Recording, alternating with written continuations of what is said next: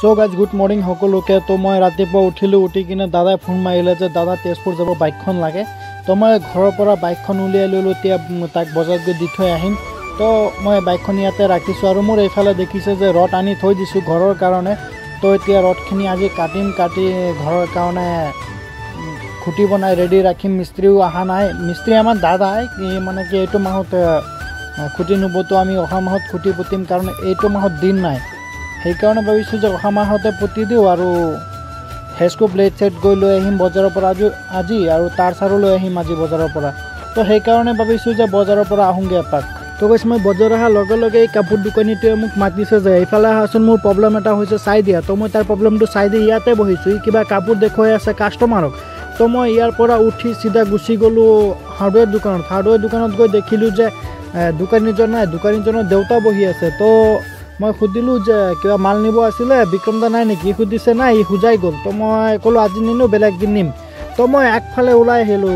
এইটো দেখিছে মোৰ বাইকখন ইয়াতে ৰখাই থৈছোঁ। মই এইফালে তলফালে যাম বুলি ভাবিছোঁ, তলফালে দোকানৰ ৰুমকেইটা চাম। তেতিয়াই পিছফালৰ পৰা মাতিছে যে শুনাচোন অলপ ৰখা, মই বাহিৰৰ পৰা আহোঁ। তো মই ইয়াতে ৰখি আছোঁ, ই আহিলে আকৌ তাৰপিছত ইয়াৰ পৰা যাম।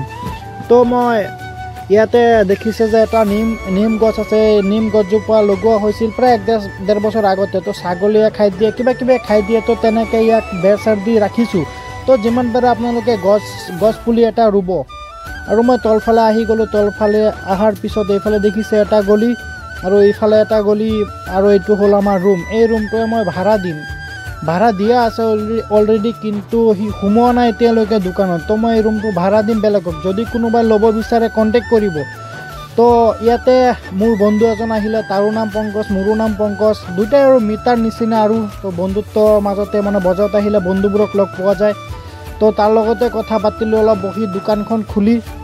তো ইয়াতে দেখিছে যে এইফালে হ'ল দুটা ৰুম অলৰেডি ভাড়া দিয়া আছে, আৰু এইটো ৰুমৰ কাৰণে মানুহ বিচাৰি আছোঁ। এজনক দিয়া আছে, ই এতিয়াও সোমোৱা নাই, তাৰ ভাড়া মাহে মাহে কাটি দি আছোঁ। কিন্তু এতিয়া মই মানুহ বিচাৰি আছোঁ, যদি কোনোবা সোমাব বিচাৰে তো কণ্টেক্ট কৰিব, মোক জনাব। লাওখোৱা বজাৰত হয়।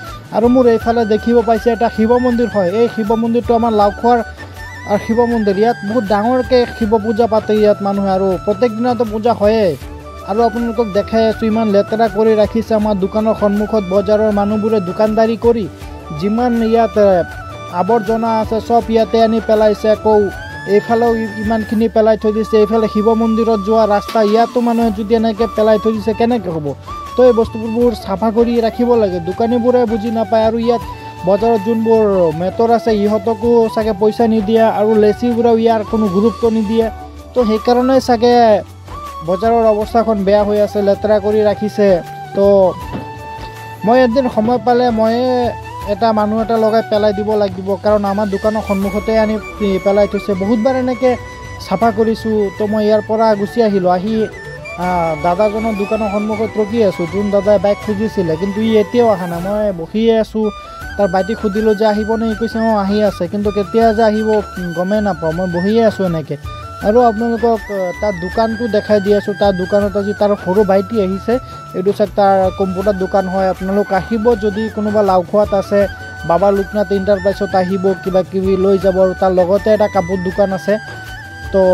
তো মই ইয়াতে অলপ বহি থাকি ঘৰত আহি গ'লোঁ। ঘৰত আহি দেখা পালোঁ যে এটা বাইক আছে, মোৰ ভাইটিয়ে হয়, মানে তাৰ বাইকত কিবা বিয়াৰৰ বটল দি কিবা চাইলেঞ্চৰ পাইপ বনাইছে। তাত মানে চাউণ্ডটো বহুত ডাঙৰকৈ হয়। মই আপোনালোকক দেখাই আছোঁ বেক কেমেৰা কৰি। তো এইটো দেখিছে বিয়াৰৰ বটলটো যিটো চাইলেঞ্চৰ পাইপৰ সন্মুখত লগাই দিছে। এইটো লগালে মানে যিটো চাউণ্ডটো আহে ভট ভট ভট, সেইটো বহুত মানে বেছিকৈ হয়। আপুনি 5 কিলোমিটাৰ দূৰৰ পৰাই শুনি পাব যে ই আহি আছে। এনেকুৱা শব্দ হয় যে মানে বহুত ডাঙৰ শব্দ।